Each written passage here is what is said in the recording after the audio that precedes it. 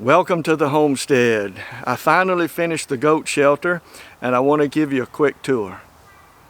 I'll start here in the front with the broken concrete. I was gifted this concrete. You know, some of the best things in life are free, and so a slab had been torn up and I was asked if I wanted some broken concrete, some big pieces, and I said sure. So 3 gravel truck loads came. I had more than I knew what to do with, but it has worked out great for the goats. I can't wait to see them on it. I think they'll enjoy the concrete. It'll serve a couple of different purposes. First, it'll keep them up off the ground so that if it's wet, it's kind of muddy, though this is well drained, they can stay high and dry in the shelter and in the on the concrete. Also keep their hooves filed down as they play around on it. Goats love to climb, and so that's not very tall, but it is something that they can play on, lay up on. I can just see them laying up on a cool day out in the sunshine. The sawmill came in handy. I tell you, this is my first project personally with lumber from the sawmill. These trees were cut right here on our property. I milled them and then used them to build this structure. And I can tell you, that's a great sense of satisfaction, how blessed I am. Tomorrow's Thanksgiving, and so I am so thankful, and this is one of the things, not just the completed structure, but just the way it came about.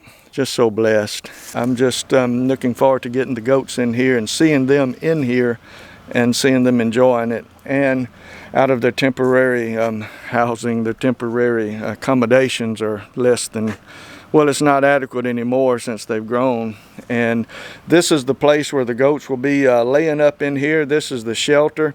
That's the feeder I built, the hay feeder. The hay is right next door, so we made it so it would be convenient to get the hay out from there and then load the hay in here. That piece of horse panel there is to keep the goats from jumping over in or climbing over in the hay feeder, because they'll sure do it, and I'm hoping that that'll work. But the hay feeder is about 20 inches off the ground or the floor.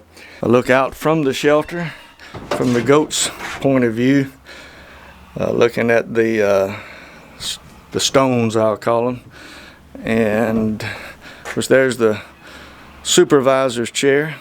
I used horse panel around the bottom to keep the goats in and predators out. Mainly keep the goats in, especially baby goats, small goats, and we're going with the horse wire around the outside. When I finish everything, and I'm working on the fencing and everything right now, I want to do another video. This is just a quick tour of the completed barn. Grab the hay, put it over in here.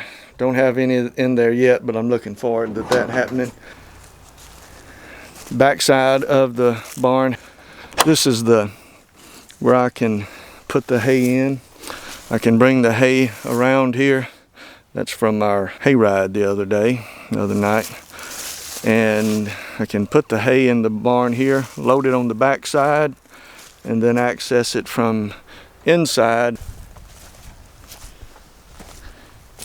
I think it really turned out nice.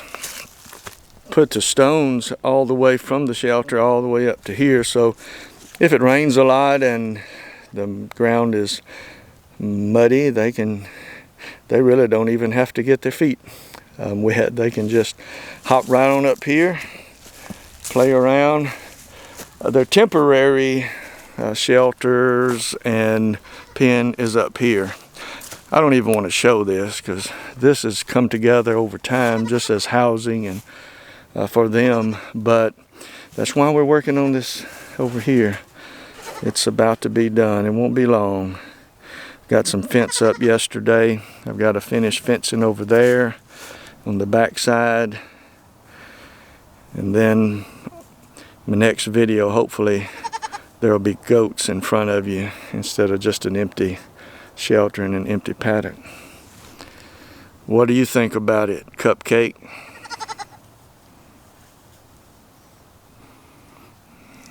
There comes Honey Bun. eggnog, figgy pudding, and moon pie.